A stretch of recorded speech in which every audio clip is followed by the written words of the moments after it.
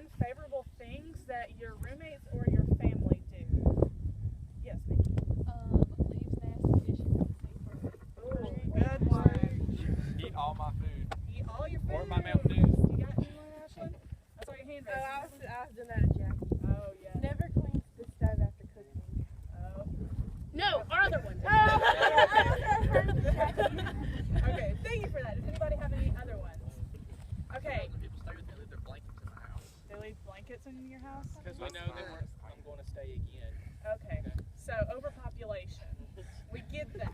So one that I really hate is when I wake up in the morning and I am so ready to take my morning shower and one of my roommates is already in the shower, and guess what? She takes 30 minutes in the shower, so I am almost always late to my job. Do you have hot water? I do have hot water, but sometimes people don't have hot water. So what are some good things that your roommates and your family might do for you? Does anybody have any? Mine do. Yes, Jackie. We could probably share food. Share food. You have one, Zach? Cook. Cook. Does anybody have any other ones? Mandy. I live with my parents, so they pay bills. Oh, good one. Thank you for that. I live with my parents, so my mom does my laundry. Ooh, that's the laundry.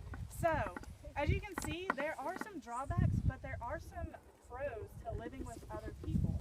So, one is that they take away your food. If you live with them, they eat all your food and then you don't have any. Or they take up your space. They make it dirty, they make it clean if you don't like it. But pros about it is they might cook dinner for you, they can wash your clothes, and they pay for all your bills. So, those are some of the components of habitat. So,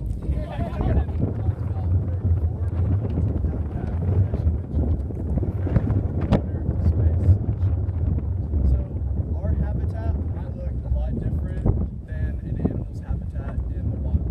But there are also a lot of similarities because we both need the same basic necessities. So, what are some of our food sources? Where do we get food from? What?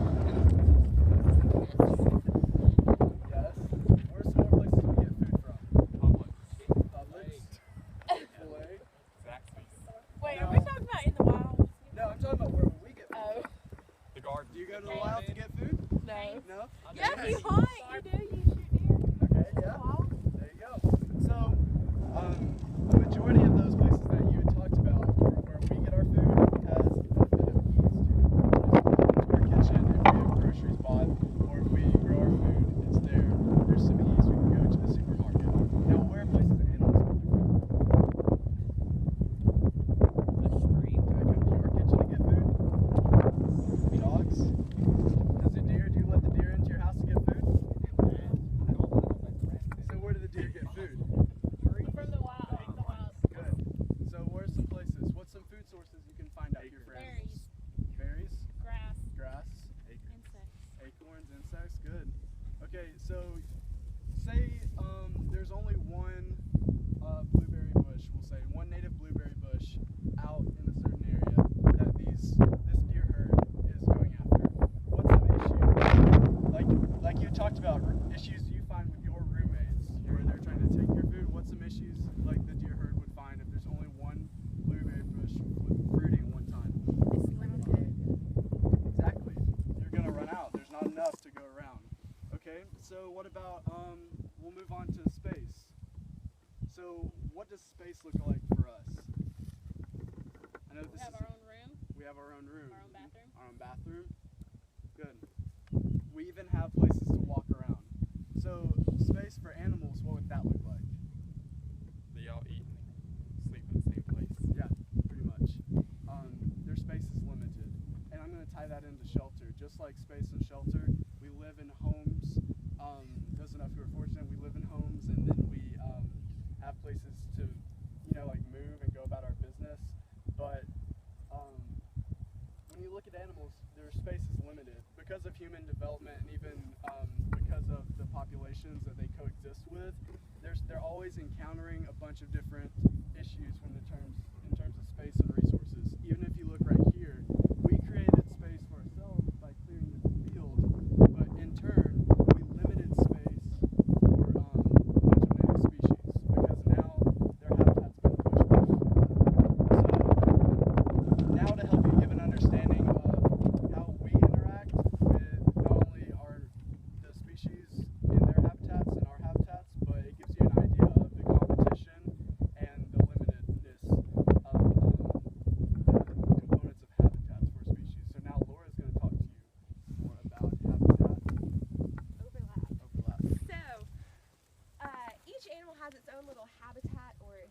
niche where it has everything it needs. It has its food source, its water source, its shelter, all that good stuff, its space. And these animals have their own habitat. But there's not just one type of animal that lives in a space, is there? No, a bunch of animals live in the same space, right? So do they all live in one habitat, or do you know another word that that's called when habitats overlap? Ecosystem, that's right. So these different habitats combine to form an ecosystem, and that helps to build the food chain and the food web and all that kind of stuff. So We have a question. What is a niche? what is a niche? It's where the animal finds its spot in the wild where it can thrive. It has its own little space. Anyone has anything to elaborate on that? That good?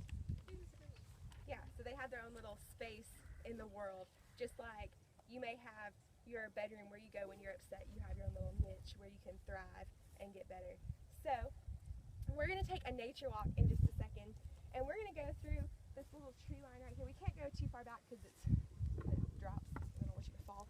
But we're going to walk through there, and we're going to look, and everyone is going to get pairs, and we're going to try and find one piece of evidence showing habitat. So one of the four examples, so space, shelter, water, or food for any type of animal.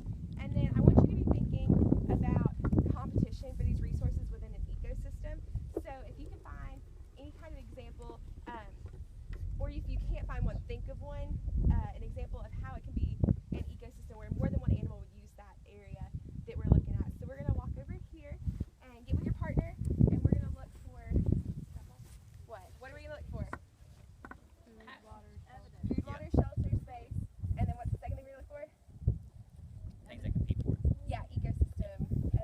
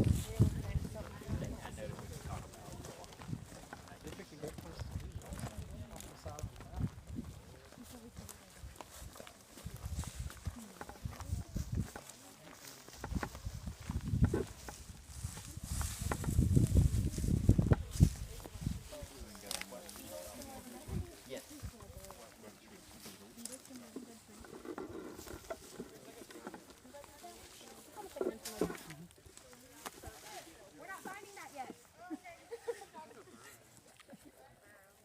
Ignore that. What different types of beetles?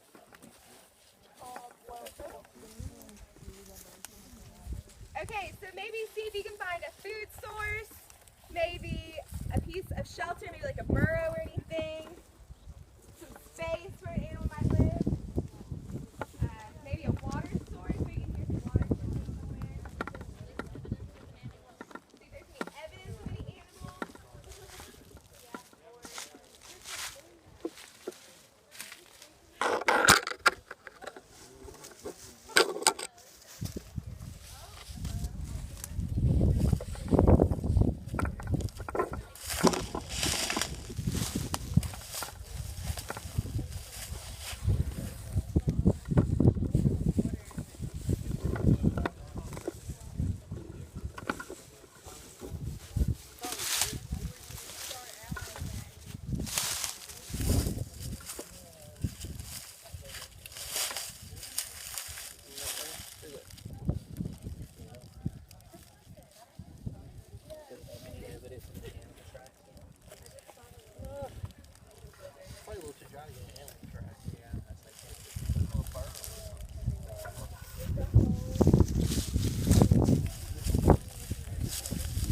Y'all find any evidence of animals that run it? There's like a little hole.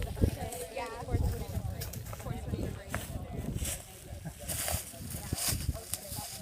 Horse-footed debris.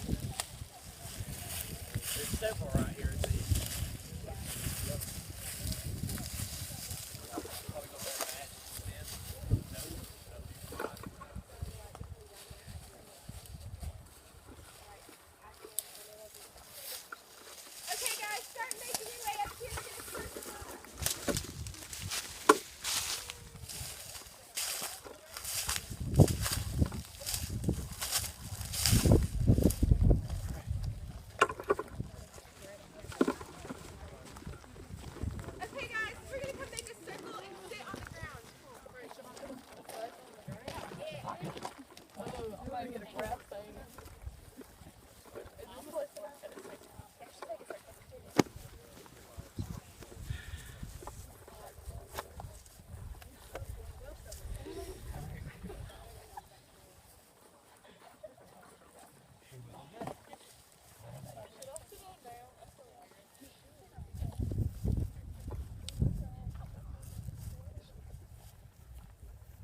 guys, so who has an example of one of the four types of things that go into a habitat they'd like to share?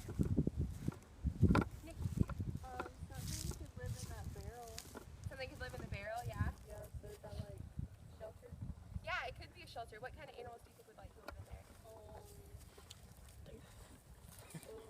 I guess like a squirrel. Yeah. Stuff like that. Good, good. Did anybody else? We also found a shelter that was a burrow. A burrow. And what kind of animals would live in a burrow? I guess like a snake or a rabbit or Snake or rabbit. Or gopher tortoise. Or gopher tortoise. Yeah, that's right. They're keystone species and they make burrows for all the other animals, right? Jackie and Andy had a really good one. Y'all mind sharing? Yeah, we found a dead tree trunk and it served as all the parts of a habitat Mhm. because it's shelter for beetles. It serves as a food source. When it rains, the water will collect and serve as a water source. And then it provides space for several different types of species of beetles. Good. So you found one habitat in a single piece of wood. That's awesome. So these are some examples of the types of habitat, or the components of habitat that we found. So we found some food sources. I know we found some acorns and some things like that. And we found shelter within the burrows or the barrels. And we found space where the animals can live. Pretty easy one to find, right? Space. And then we also, we didn't really find a water source, but Andy and Jackie had a really good point where the rainwater could collect in a little pocket in the trunk. So all of these components of the habitat come together and there's the ecosystems, right? And all the animals come to play in that. Well, can an ecosystem just support all of the animals that want to come live there?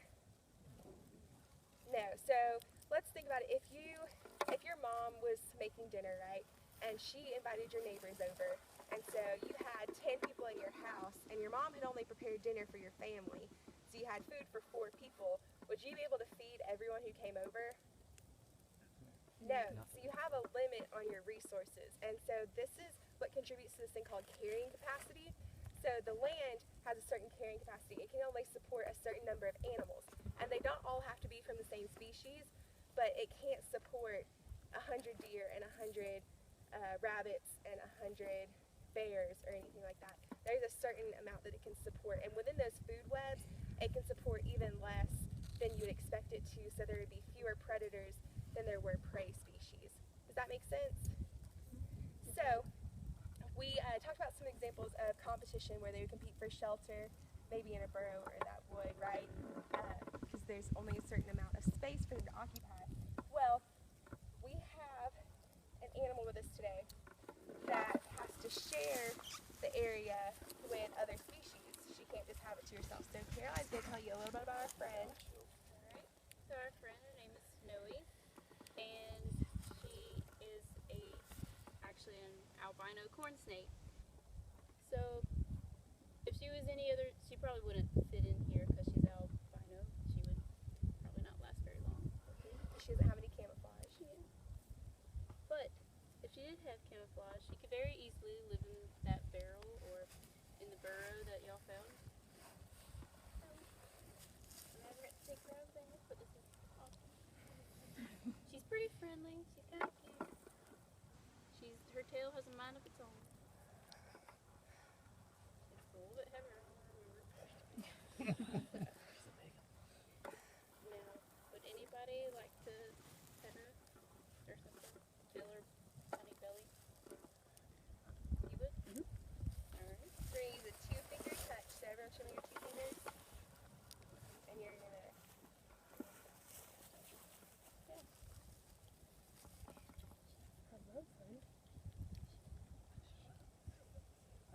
Can anybody tell me something that Snowy could find out in this ecosystem as a food source? Rodents. So rats or other small rodents. What are some species that you think Snowy would have to compete with for components of habitat? Other snakes.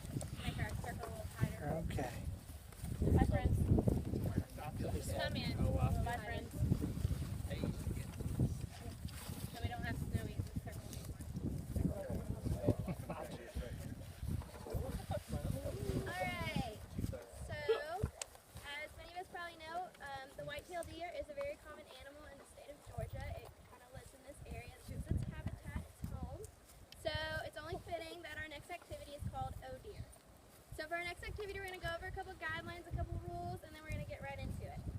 Alright, so for O deer, there are 4 different symbols for the 4 different components of habitat. So everybody take your hands and do like this and put them on your stomach. This is the symbol for food.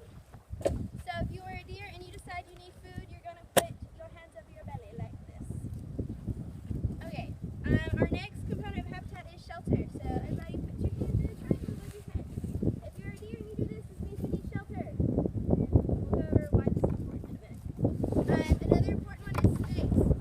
So, like your little sister throwing a tantrum, you're going to put your hands on your hips. It means I need some space. So, get the sass out. And then our last and final symbol is for water. So you're going to get out your jazz hands and you're going to go down like this. So this means that you need water. So when I say that when you're a deer, basically there's going to be 2 different characters in this activity. You're either going to be a resource or a deer. So we're going to start off with the activity with 4 deers. So every deer is going to put up a symbol.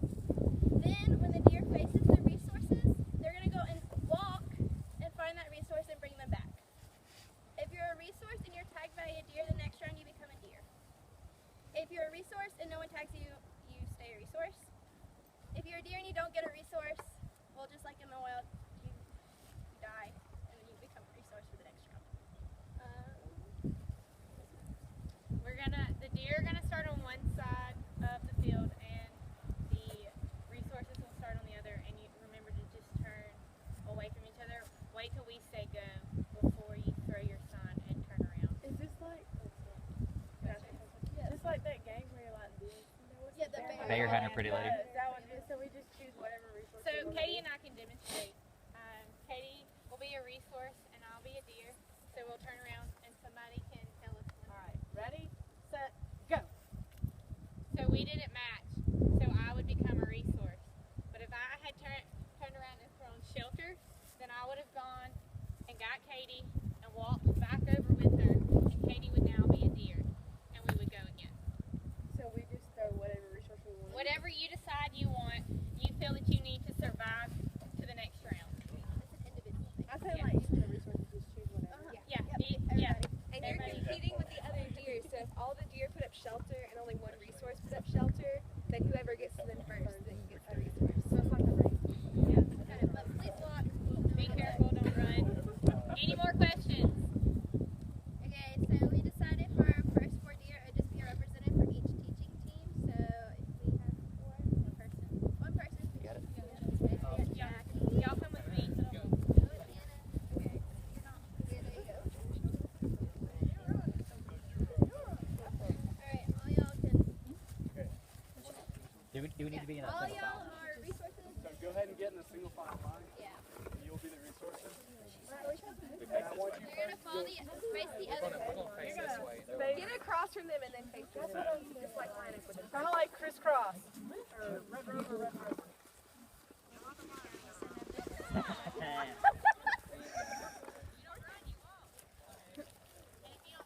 Y'all can spread down this way.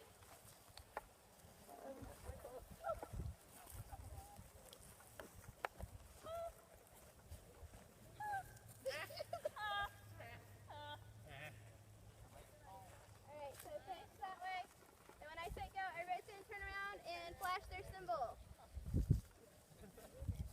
1, 2, 3, go!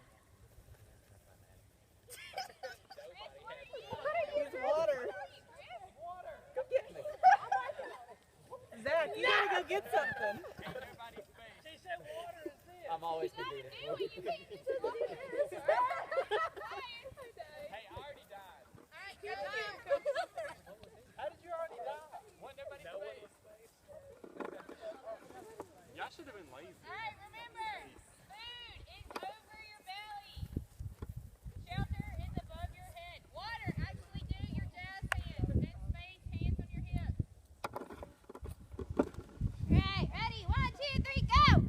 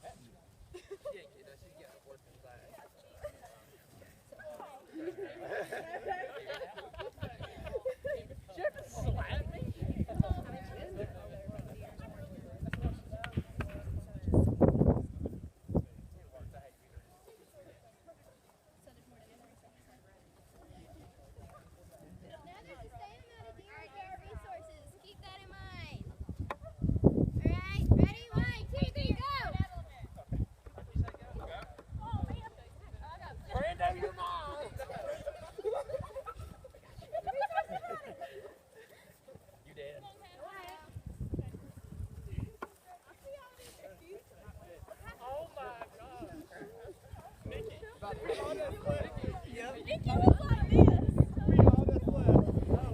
it's really turning. Wow. Alright, deer, spread out.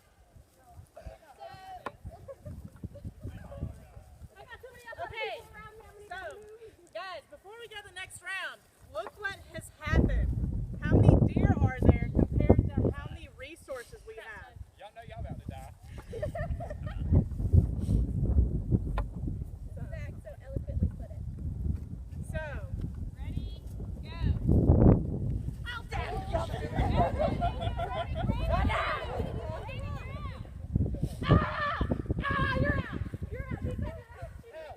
You're running. We said running. We gotta remember safety. So now all the deer that didn't get resources come back to being a resource. So if you did not get a resource, come back and be a resource. I know all y'all didn't get no resource. Brandon. Brandon. Yeah, Brandon, you're a resource.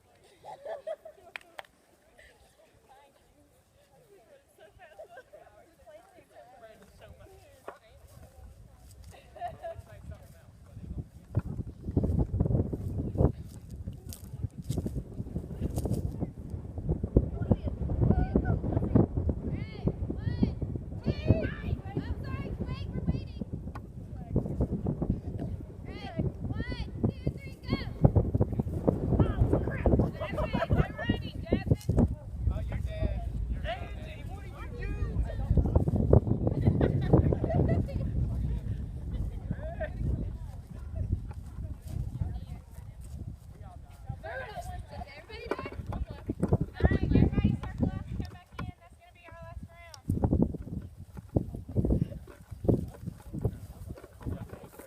y'all dirty. Y'all dirty.